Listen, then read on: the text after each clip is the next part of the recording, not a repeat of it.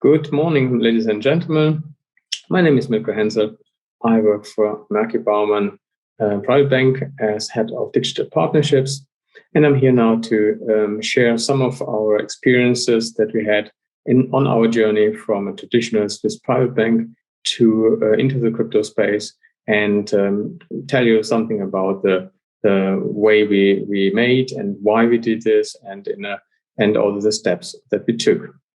For this, let me share my presentation with you. As I said, I work for Maerki Baumann, a Swiss private bank, and in old tradition. The bank is family-owned, almost 90 years old by now, and services Swiss private clients as well as private individuals from all across Europe. We provide advisory in investments, in securities, and also wealth management solutions for these clientele. And I think we have a good and long-lasting reputation so far for servicing our clients very individually and very proactively. What are we? We are a bank that says we are strong in individual investment solutions. So we do not provide one solution that fits everybody, but we try to be as individual as possible and as differentiated in the solutions that we provide as possible for our clients as well. So what another strength is to us is that we have a really strong measurement of security. We really take care of how much risk do we want to bear, how much risk do we want our clients to bear. And for this reason, we are probably one of the safest banks here in Switzerland, most conservative in risk appetite, and at the same time, we provide risk adjusted advice to our clients as well. Now, this is nothing completely new, and of course, you wonder how can such an institution become open to crypto space, which is apparently something different and some consider it as a high risk approach. We are in a country in Switzerland that is very strong in its appetite, in its commitment to blockchain technology and to crypto investments and crypto solutions. So it's not surprising that we, as a bank, came in early contact with the new challenges and the new developments in that bear blockchain technology and cryptography in our country. The federal government supports this very strongly, and as a consequence, we already started in 2017 to have a look into this, and but it took another year or so for us to really get started in this. And this was something that is more or less coincidental. We had a presentation to our clients, told them something. What are cryptocurrencies at all, and how can we invest in this without offering any service from our side directly? And at the same time, our CEO gave an interview that said, "Okay, we are open to clients that have made some fortune in investments in crypto assets, because we learned and understood how to evaluate these risks that are come with these investments, and how to translate these crypto investments into fiat as well." So out of a sudden, we were considered as a crypto bank, a bank that is open to anybody and everybody that wants to hold crypto assets, wants to deposit this, wants to exchange this. And we were, to be honest, rather overwhelmed with the success. And so we said, what do we do now?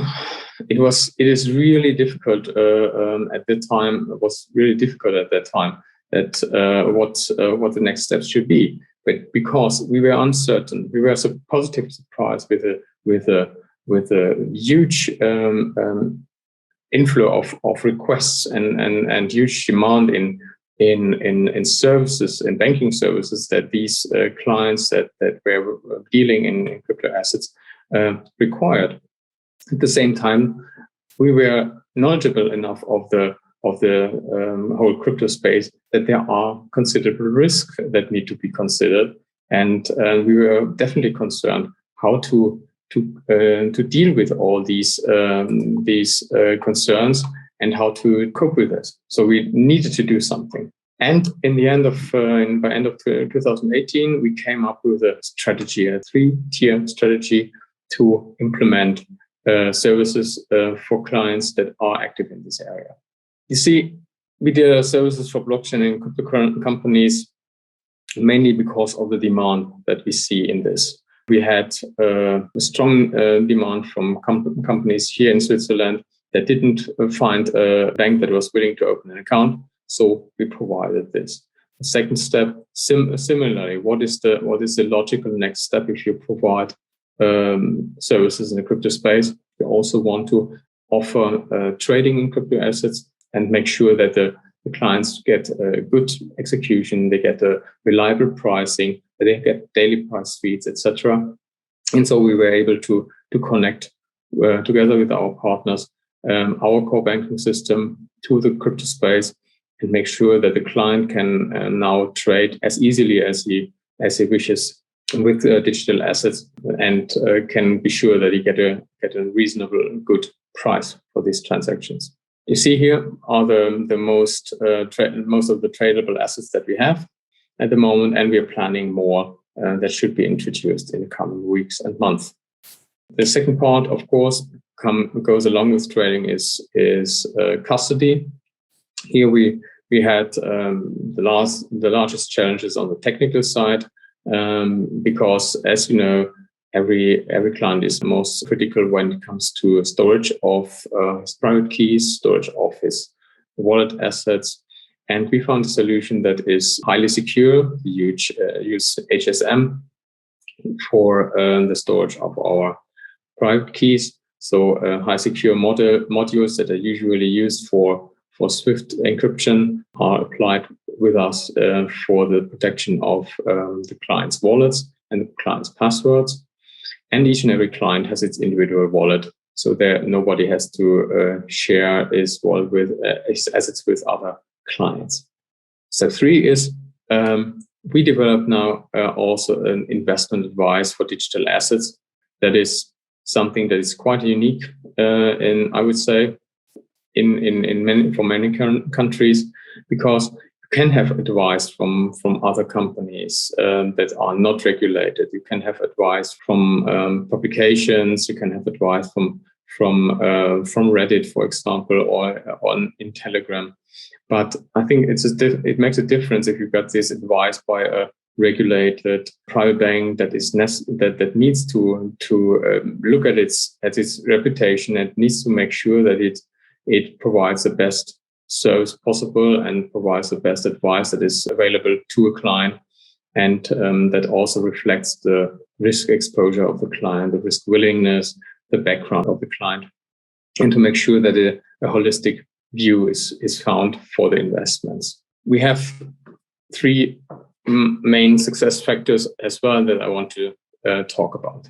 One is we have an interesting organization. We have a flat hierarchy, but young leadership that are open to change. We have also owners that are open-minded to technology and open to change. And we have set this organization on a broad basis. So these people that you see here, they are all involved in crypto asset management, crypto asset dealing, and client management.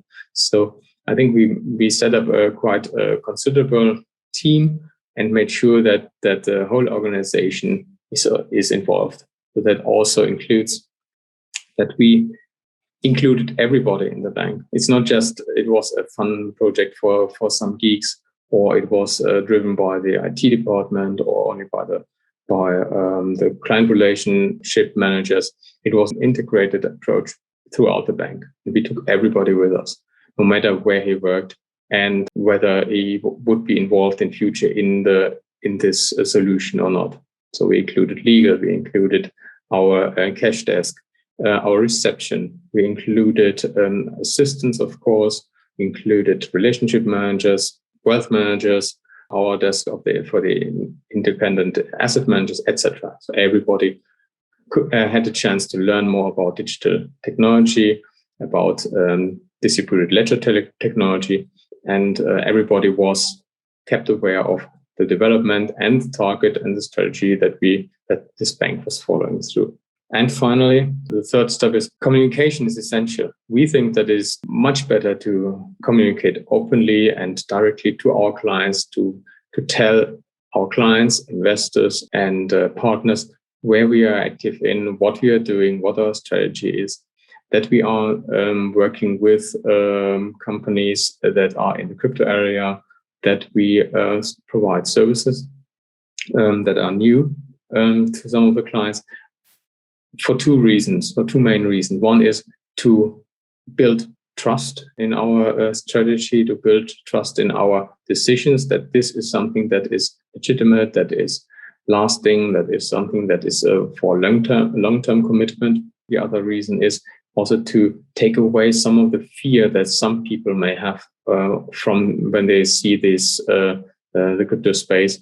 Is it something that is dangerous? Is it something that is illegitimate or criminal? No, it is not. It is something that is growing, that is developing, evolving. And even Swiss private banks that are conservative and risk averse have found a way to deal with this, the new developments, and be part of this new world. Now the question is, what is next? Because for us as a bank, the same questions are true as they were 3 years ago.